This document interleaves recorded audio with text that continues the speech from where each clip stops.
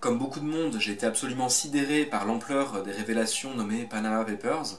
Je pense que la succession de ces scandales à très grande échelle montre non seulement que l'évasion fiscale continue d'exister, mais surtout que les réponses politiques apportées jusque-là, malgré une bonne volonté affichée, sont encore très largement insuffisantes.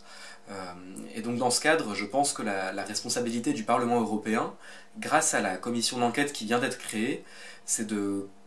convertir cette indignation populaire et citoyenne en des propositions politiques concrètes et ambitieuses pour enfin mettre un terme à ces pratiques très fortement préjudiciables. Et dans la lignée des commissions spéciales taxe 1 et taxe 2 créées suite à l'affaire LuxLeaks, j'espère que le Parlement européen va réitérer sa volonté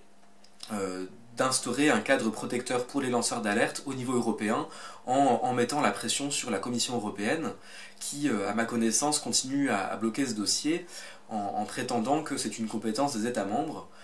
Je pense en tant que citoyen que ça ne peut pas être le cas puisque la recommandation du Conseil de l'Europe c'est de protéger toute divulgation qui relève de l'intérêt général. Or, l'intérêt général ne peut être appréhendé qu'à l'échelle du continent et pas à l'échelle des nations, des États membres pris individuellement,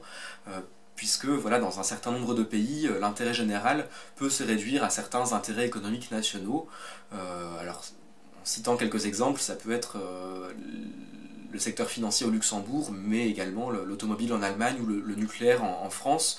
Voilà, je pense vraiment qu'en décentrant notre regard, en adoptant une vision européenne, on pourrait vraiment défendre l'intérêt général du peuple européen.